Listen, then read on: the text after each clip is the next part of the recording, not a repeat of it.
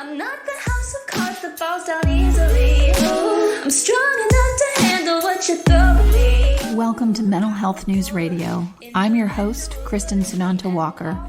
Just what are we going to discuss? The intimacy that is mental health. Let's continue to make it as comfortable as discussing brain health or heart health. This show has been on the air for several years, and we have amazing co-hosts. And then we created a network of podcasters on mentalhealthnewsradionetwork.com, a place where every possible facet of mental well-being can be talked about openly. My show, after several hundred interviews, the format is this: intimate, deep, funny, touching, sometimes uncomfortable, but always vulnerable conversations with interesting people. The goal is to have you, our listening family, many of you who have become my good friends, feel as though you are listening in on private conversations. Thank you for tuning in and becoming part of this amazing journey with me, and now with our network of podcasters. Just knowing this podcast might be helping any of you realize you are not alone on this journey called being a human being makes doing this podcast worth every second. After all we promised, we'd be cordial. Hey everyone, Kristin Walker here, and I am on with Sarah Buino with Conversations of a Wounded Healer. That's a new podcast on our network. And I just did a great show with her that will air after this that you all are going to just crack up over. But first, Sarah, welcome, and tell everyone a little bit about yourself. Hey, Kristin, thank you so much for having me. So I am a psychotherapist, and I have a practice in Chicago called Head Heart Therapy. I also am a certified Daring Way facilitator, which is Brené Brown's shame resilience curriculum. So I utilize that in my work quite a bit. I also teach at a couple universities for social work programs at Loyola University in Chicago and Fordham University online. And I sing in a band on the weekends. And you have the most awesome mohawk that's blue ever. Yay! It's blue right now. Who knows? By the time you air this, what color it'll be. I just wake up and it's a different color. I love it. I love it. And so when we did a show last week with Roxanne, which listeners, I can't wait for you to hear it and you'll find out who that is. Now let's leave it at dun, dun, dun. Who's dun, dun, dun. Yeah. One of the things that we were talking about was how we, when you are a little edgy or you're, you have a blue mohawk that can change colors, that kind of thing. Mm-hmm. You can feel a little isolated or sort of the odd person out at some things. And one thing I noticed about that is people tend to make a judgment that your quote unquote coolness or not in the norm means that you're also edgy, snarky, sarcastic. And that is in no way how you are, how Roxanne is. Like everything that we talked about always had this positive twist. Even calling me out on some shaming stuff or limiting stuff I was saying about myself was not even done like how people typically call people out. It was like this, let's wrap it in positivity and wonderful, not positivity woo-woos. Right, but reframing. Rainbows, but yeah, reframing of this, that was so lovely. And that is not typically how people look at, us outliers. Yeah, right. I can't say fuck and also be supportive at the same time. It has to be one or the other, right? Right. Yeah. And that means you're too cool for school. You're edgy, and you're also going to be loaded with snark. And it doesn't have to mean that. So how have you sort of walked that path with what you do, especially in the world of counseling, which can be have its own hierarchy of what professionalism looks like? Yeah, that's a really good question. I mean, I guess I like to consider myself full of snark and dark humor, but I think it's really kind of the underlying motivation is what colors it, right? So, and earlier in my life, the snark was filled with insecurity and, shame and all sorts of things that it wouldn't land back then like it does today, because I've done a shit ton of work on myself over the past 10 years. But really, I mean, I always give Brené Brown credit for I guess, helping me recognize that I could be the type of therapist that I wanted to be. I didn't have to wear Birkenstocks and broomstick skirts and practice CBT. I could, utilize crystals and tarot and astrology and, in addition to evidence-based practices, and really be the full version of myself. And truthfully, though, it wasn't until I opened my own practice when I did the mohawk and I got the tattoo sleeve. I have a ton of tattoos, and I've gotten more since I've been the practice. But I had to kind of play the game before I got my own practice and was my own boss. And now that I didn't even think of it as being a brand, but now it is kind of my brand. And I tell my hairdresser, I can't ever go back to blonde because what people wouldn't recognize me. They wouldn't know what to do with me. I know. And I waffle back and forth because this woman that I work with, Martha Drzgnowski, who's on the show many times and is a shaman, but would never call herself that. She's always like, how did you end up with Mary Poppins as your mother? So I have that pull of, I better pull back and not be how I really am. And let me reiterate too, when I say snark in and of itself is not mean. Right. It's just sarcastic. I guess I should have better said it by saying mean snark. Yeah. Yeah, absolutely. Snark's hilarious. Yeah. Exactly. I mean, I don't know if you saw my Instagram today, but I posted something about, trauma, but I think it's funny at the same time. And, we have to be able to laugh about these things, because if we were just doom and gloom all the time and really, just tuned into the sad and the negative parts of it, we wouldn't survive. Oh my gosh, absolutely not. So how do you, when you opened up your own practice, how did you go about feeling your way through where you fit into the whole psychotherapy counseling world? So I think, I'm an Aquarius, and so I always like to be different. So it really was less about fitting in and just putting myself out there and calling my weirdos to me. I always like to think of the people who are attracted to head heart therapy are a little bit outside of what we would think are quote unquote normal. We have a lot of LGBTQ folks who come to our practice, people who struggle with addiction. That's our main population. And I resonate, I think, with people who struggle with addiction because of that, they can't just be like everybody else. That's part of the right thing that drives people to addiction is feeling like they're on the outside. And I really welcome that, instead of saying that we're different and so there's something wrong with us. It's like, no, we're different and we fucking rock. Right, exactly. I love that. I wanted to ask it in that way. I knew the term fitting in would be like, no. Yeah, fuck you. Fit in by not fitting in. Exactly. Well, that's one of the things I've been really tapping into in therapy. Like my childhood wounding was really, my mom really tried so hard to put me in this box. I was essentially supposed to be everything that she couldn't be. That was the intuitive feeling that I always got. And, I rebelled against that so hard. And, the older I get, the more success I have, the more I feel this freedom to step into myself. But at the same time, there's this inner voice that says, don't get too big. Don't get too big, because that hurts people. It hurts your parents. It hurts your family. It hurts, everyone around you when you get too big. And I was talking with my husband last night about that, that difference of really, truly, like, I feel so loved and supported by him in a way that I never felt with my family. Even though they loved and supported me, there was this catch that went along with it, because they were only as good as the product that they put out, which was me. And that's a lot of pressure. Oh my God. Yeah, absolutely. I think we're sisters, even though I was an only child. Everything you just said is like, yep.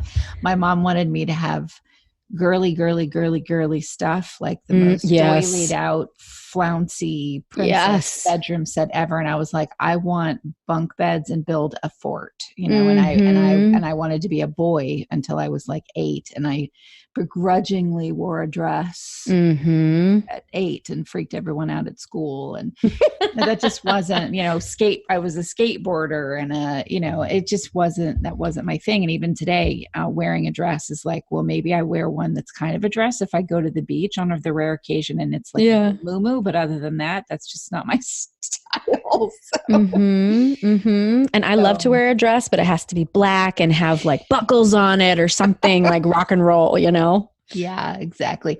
There's a podcaster on the network by the name of Johnny Crowder, and he's a heavy metal singer. He's a lead singer for heavy metal bands. Oh, we need to collaborate. Oh, absolutely. He's covered in tattoos, and he is the sweetest. He's just his energy is like this elf, this positive elf. I don't even know another way to describe it. And he also runs a tech company called Cope Notes, which I use. Everybody go to copenotes.com. It's freaking awesome. But, he has talked about that with me too. What he looks like with his, sometimes his hair is like one side of it is pink and the other side is orange.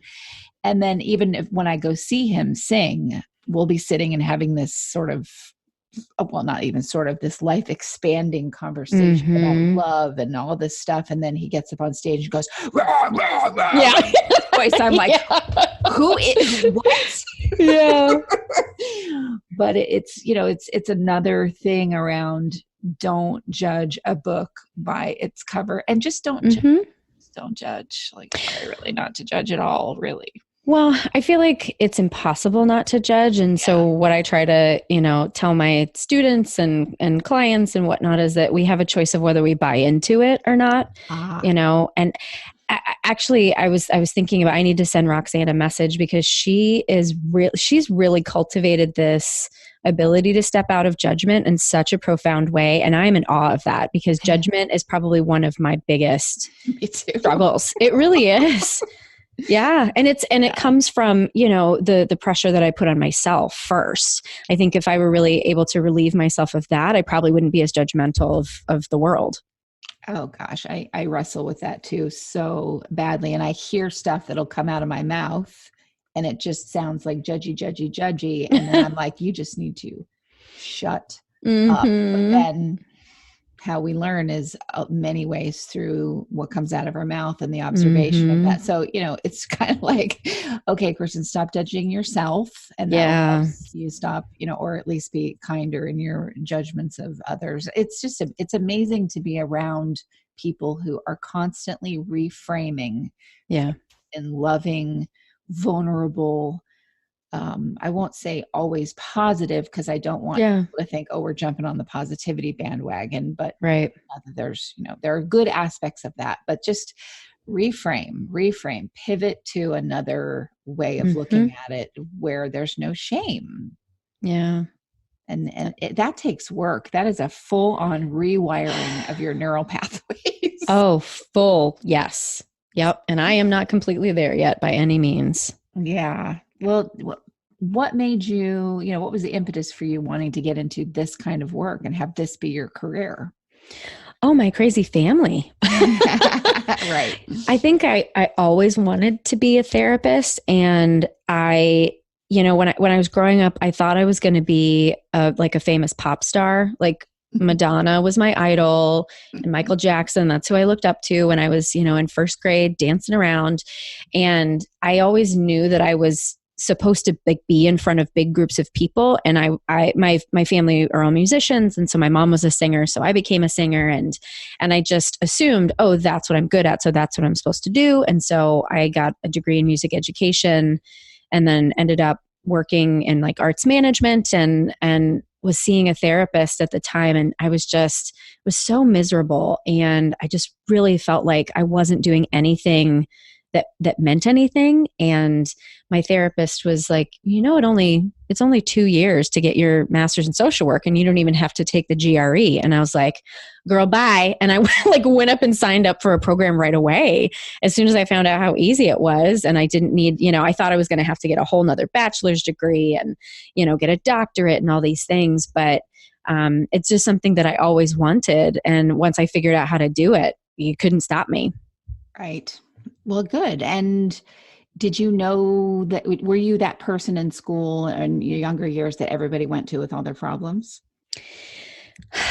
It wasn't, yes and no. I think I was so emotionally dysregulated for a lot of my life that I had a lot of great friends who, we would definitely lean on each other.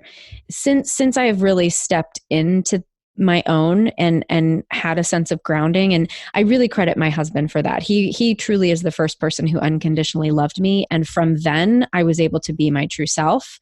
And once I was able to kind of regulate my own system, now it happens literally all the time. Like I'm at CVS and the person will start telling me their problems and they're like, I have no idea why I'm telling you this. And I'm like, I know why. It's okay. Go on. That'll be $150. So it's a lot of it is the more I'm grounded, the more energy and availability I have to receive that. Yeah, absolutely. What's your relationship, or did you go through any kind of well, that's a ridiculous question. Did you go through any discomfort with your family? Obviously you did, but was there where are you at now? I'll say with them. How's that with what you do and how you are and how you're not maybe what some of your family or all of them expected you to be? Well, my parents died in 2014, 9 months apart. And that was really the opening of a spiritual awakening for me. And I think, at the time, the way that I described it was, the song Space Odyssey, Ground Control to Major Tom, that song terrified me as a child, this idea of literally like floating off into space with nothing to stop you. And that's the feeling that I had when my parents died. But now I recognize that them being here actually was, it was stopping me from going as far as I could go in this world. And I'm very much into mediums and afterlife and all that sort of thing. So I've seen a lot of psychics, and I feel like my dad has really done his work to heal all of what he went through in this lifetime, and has really shown up for me in the afterlife in a way that he never, ever, ever could have in his earthly body. And, my dad was the one. He was obviously fucked up because he is a narcissist, probably a sex addict. He was a lawyer, and like the worst kind of lawyer. It just, the stereotypical like shark, taking advantage of people. And so he was really easy to point at and say, you're the reason I'm fucked up. And so I went through most of my whole life to my 20s thinking, it's all your fault that I'm screwed up. And it really wasn't until I went to grad school where I understood more about codependency and the alcoholic family system and how my mom played a real role in this. And truly, it's probably only been now 12 years that I've been holding that and recognizing how much she hurt me. And right now I'm in the midst of really trying to work through a lot of that anger and grief over, her showing up in a way that was so detrimental to my mental health. I think it's interesting. You had told me before we started that, you just happen to have workers show up right as we're everything's all systems clear with no noise until you start talking about your mom, and then we hear boom, boom. This is telling. Yeah. and this happens. Yeah. And all the feedback that I get from psychics is that she doesn't want to revisit this life. And so I imagine that's her trying to say, no, this is not what's happening. And this is not the truth. And that's just such a representation of what happened throughout my life with her. Again, sisters. Same here. I haven't seen my father, my biological father, and oh my God, I don't know, since I was 12 or 14. So no contact with him, but just had a reconnection with my mom. And, but I needed couple years of no connection to work on a lot of stuff. And also, I think people need to understand too, when sometimes you leave your family of origin and you never speak to them again, and that is okay. Yes. There's no shame in that. And the shame that people put on that. I mean, I've had people go, oh, how could you do that? Right. All this stuff. I would never do that. I love my mother. And I'm like, okay, well, first of all, I love my mother too. And that's your judgment about you. You can erase it from having this in part of the conversation with me. But the reconnection piece, I needed to be away enough to be able to come back to it and not go back into those codependent tendencies, not go back into the fact that, as a therapist that saw both of us said, you're dealing with someone who has absolutely no boundaries whatsoever. Yes, that was my mom. Yeah. Yes. Prides themselves on that. Right. And I'm like, and I know how unhealthy that is. And so I had to learn how to have those boundaries and stick with them before I could come back to the relationship. Yeah. I actually had a family member tell me once that, if you were drowning in a pool, even though I can't swim, I would jump in to save you. And I was like, that's fucked up. That's not right.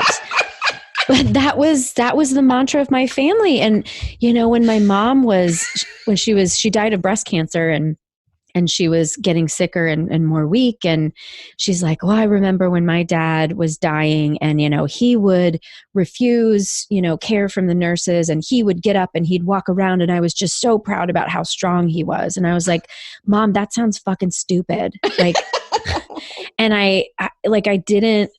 she was so far into codependency that there was absolutely no way for us to communicate the same language.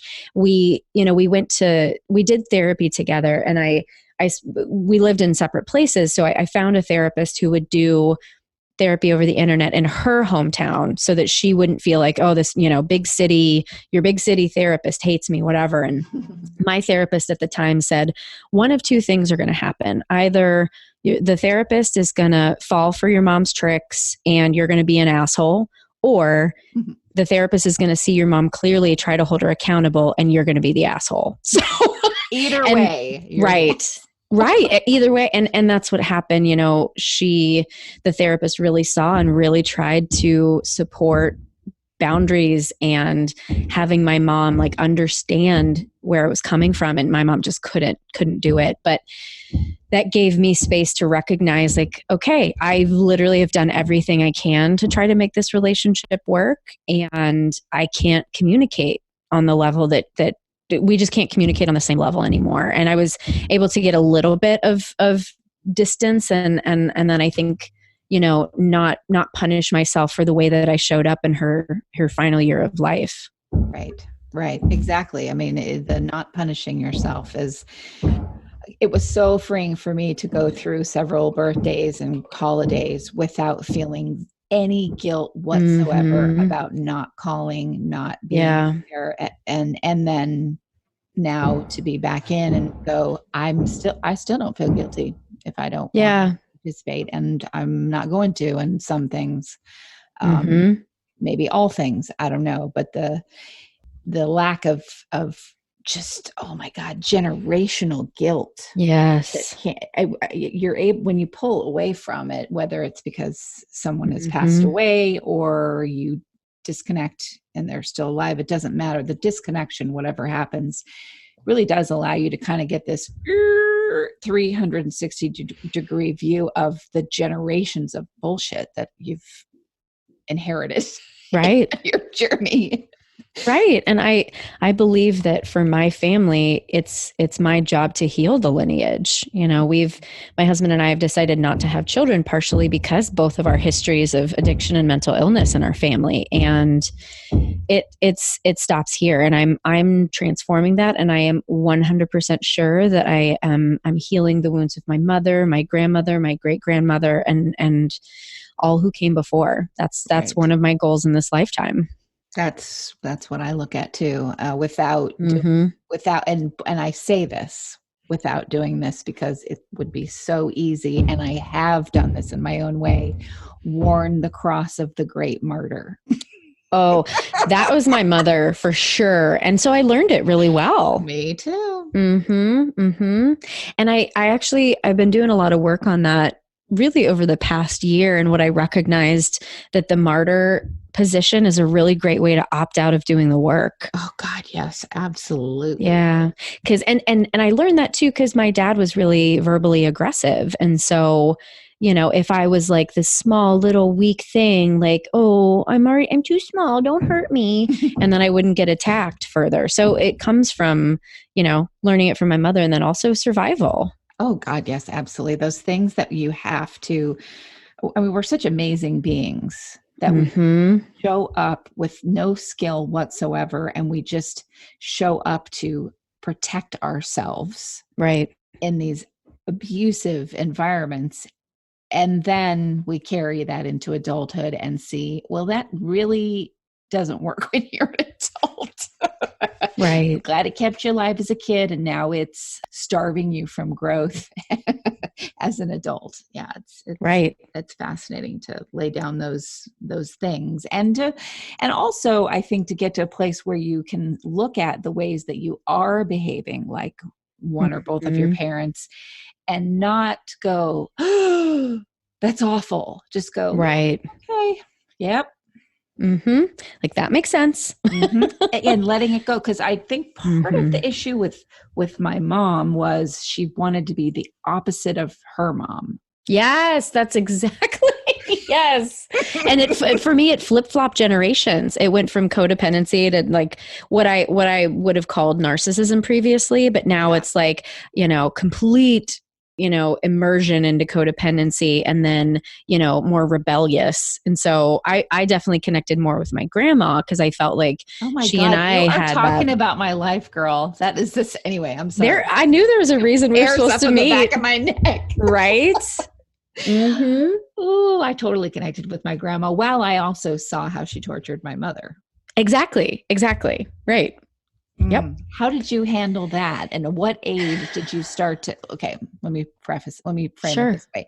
What age did you notice the torture, and did your mom ever kind of tell you, this is what she does to me? So I didn't notice the torture until probably after my grandma died. And that was 2005, I think. But my mom would always tell me, you know, your grandmother would always compare us and I would always lose. And so I'm not going to compare you and me, but she would always compare herself to me and I would always win. So in her comparison with her mother, she always lost. And then her comparison with me, she always lost, which also put me in this really fucked up position of knowing that, again, just because I'm being my full true self, I am hurting my mother. Right. But then it was after my grandma died and in going through her stuff, my mom found a bunch of letters that when my grandpa was in World War II and was writing my grandma and my grandma was writing him. And I think she had said something about, you know, it's not my dream to have children, but if that's what you want, I'll do it for you. And I think that really helped me understand if that's really how my grandma felt, then no wonder my mother intuited this not good enough feeling. Right. And so then I think I could, because too, I think just would always straight go to like blaming my mom for playing the martyr. And so I didn't have enough compassion. Right. And now with her gone, there's a lot more space for compassion. Isn't that amazing how that room, you give yourself that room, whether it's through, like I said, through passing on of someone or just not communicating for enough time. Yeah. Yeah. I saw the torture, but I was given a clue. I was definitely told about it. So I was aware of it. And then I really started to notice it. And then grandma would do some of those same things to me because she did them to everyone. But I I wasn't the kid that she was doing this to as Right. my mother. So I was able to look at it and go, Grandma, you crazy.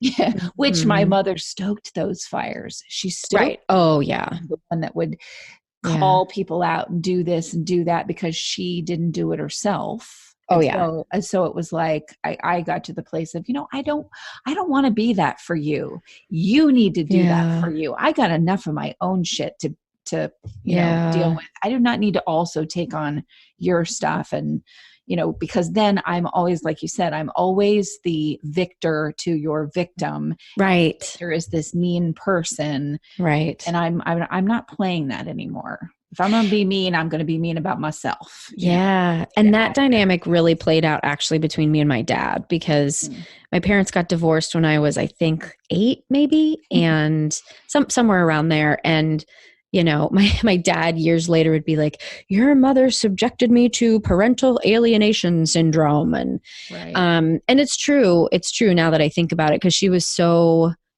good at playing the martyr. And so of course we wanted to rescue her and blame him. Right. And I really acted out. And I mean, I was angry at him too, because he was a dick, let's be honest. And he would, and he has more than apologized for it now that he's passed on. But, I really, really raged against him in my teenage years. And I know that it wouldn't have been quite that dramatic if it wasn't fueled by my mom, pulling the strings behind the scenes. Oh yeah, absolutely. That fuel. And God knows what I did with, my only child, our son. All I can say is, yeah, I did fuel some of those things, but both my ex-husband and I, came from divorced parents who hated each other, absolutely hated each other, did not remain friends, and we did the opposite. He just called me 3 times while we're doing this podcast. So, our son has that thing of, mom and dad got divorced and they don't live together. But we're this loving family and he's got both of us, and that comes with its own messed upness. I'm not saying we deserve any kind of a savior badge for that, but it is different. It's different in both of our family histories. And that's a good thing. Yes. And I think that's all we can do is try to do better. Right. Exactly. Well, just so my listeners know about your show, when did you start it and what can they expect? I know that they'll expect the unexpected, but what's the theme of your podcast? Sure. I started it in March that must have been 2018, because it'll be 2 years this March. Nice. And, it came out of, I had done an interview on another podcast called The Creative Imposter. And, I talked a lot about authenticity and shame and, how I navigate that professionally and personally. And the feedback that I got from other therapists was, wow, you talk about such, professional or such vulnerable things in such a professional way. That's really unique. And I was like, no, it's not. My friends and I talk like this all the time. And it made me kind of sad, actually. It's kind of like when people will come up to me and be like, oh, your hair, you're so brave. I could never do that. It just makes me feel sad. Because why can't you fucking do that? Right? Why can't we be having these conversations? And so I guess I wanted to show people that there are a lot of us out there being vulnerable and sharing that in a way that, we're not just spilling our guts all over the place. So that's what it was born out of. And I guess what folks can expect is, I try to find guests who have really done a lot of their own healing work and who are very, very aware of their light and their shadow side. And we just talk about that. We talk about, how did you get here? And what are some of the things along the way that were barriers and setbacks? And, the questions I always ask are how do you feel about the term wounded? And how do you feel about the term healer? Are you a healer? Are you a wounded healer? What does that mean? And largely what we often come to is that every one of us is wounded. And if we step into a profession a healing type profession. We are a healer, whether we want to call ourselves that or not. Right. And we have a choice to either act from our wounds, which means we are going to be bleeding on the people that we're supposed to be helping, Right. or we use our wounds as information and recognizing, like touching into that depth of pain in order to then help somebody heal. Absolutely. When I was going to send out an email to everybody welcoming you to the network, which you probably already got, but I had put shamanism because that's what the word shaman means, healer. And then I went, no, that's not really what she's, it doesn't say that anywhere. So I'm going to take that out and just put wounded healer. And it did make me think of that as well, which I have thought before. Yeah. Anybody that gets into this field, most of the reason why you get into it is because you are wounded. Right. And, if people don't admit that, then I'm terrified. Right. Because that means that you're not doing your work. You're not taking a look at it. And I meet those therapists all the time. And, here comes this judgment piece. But I've started to feel really protective about who gets to hold people, like who gets to hold the vulnerable people in our society. And I think a lot of folks, I don't know why. I don't know if it's an ego thing or if it's a desire to, if I have power over, then I have power over my own past or whatever it is. But I think there's just so much fear in doing your own work. And I'm really, instead of chastising people for not doing their work, I'm really trying to call in and encourage, if there's a therapist out there who's been afraid of really stepping into that healing journey, we can't opt out because then we're just hurting people. And I'm very, very serious about that. Yeah, it's funny because there's one of our other podcasters will talk about this on many shows with me, Dr. Lisa Day. She'll say, this is what's going on with me. And, this is what's going on with my daughter. She has bipolar disorder. She's been suicidal. We're, trying different hospitals. And she's talked about this on shows, very open about it. And that is what she's dealing with. And I think that's more of a direction that I think is healthier to be in as a therapist. It's not, and I've been in therapy a long time and I'm going to be 50. So we're talking back 1980s. Therapists did not talk about their own stuff. It was very clipboard separation of church and state, so to speak. And I think the addiction world is it used to be. There was the addiction world, and then there was the outpatient mental health world, and those two had nothing together. And when I started in the business of mental health, I noticed that a lot. And now I'm seeing that line is getting crossed all the time.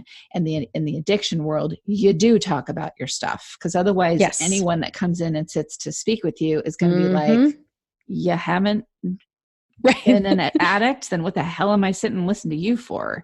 Right. I think it's a good thing that those two there's not a line like there used to be that separates those two worlds. Well, there is no separation. And I think it's completely idiotic that ever happened in the first place. And, in Illinois, it's so bifurcated. The two, I tried to do intensive outpatient for a little while, and the regulations and the structure of the system is so outdated that it's really, really hard to do good work unless you have millions of dollars behind you. Right. So it's so incredible. And, as far as training goes, we're still trained to be very cautious about self-disclosure, and I think rightly so, because of course, yeah. I've been doing this for 10 years now, and not that I'm a super pro, but 10 years is a significant amount of time to try what works and what doesn't. And so I try to share with my students that evidence-based practice is really important to learn, and it's really important to understand what works in it. And it's really important to understand what doesn't work in it. And, self-disclosure is just not something that you can, fit in a cute little box or a manual. And so that's part of the reason I think that we're trained to not use it as often. Right. But like you said, I mean, I've only worked in addiction. That's been my main thing. And so I learned really early on how to touch into my darkness to relate to somebody else. And because I'm not an addict in recovery, that's the only way I could relate to my clients is by saying, look, I don't know what it's like to have a substance run my life, but I can tell you, I know exactly what it's like to do something over and over, despite negative consequences. I know that pain very well. Absolutely. Well, I will say this. I am so glad that Aaron Huey, of course, the two of you resonated with each other. Yes. I'm so glad that he introduced you to us, and me too. Tell our listeners where they can find more about you. Yeah, my website is probably the best place. It's www.headhearttherapy.com. And if you hit /podcast, you'll find all the podcast information, as well as, any of the podcast apps. Pretty much you can find Conversations with a Wounded Healer. Fantastic. Well, thank you so much for coming on the show and being a part of the network. Yes, thank you. And thank you, listeners, for tuning in to another episode of Mental Health News Radio.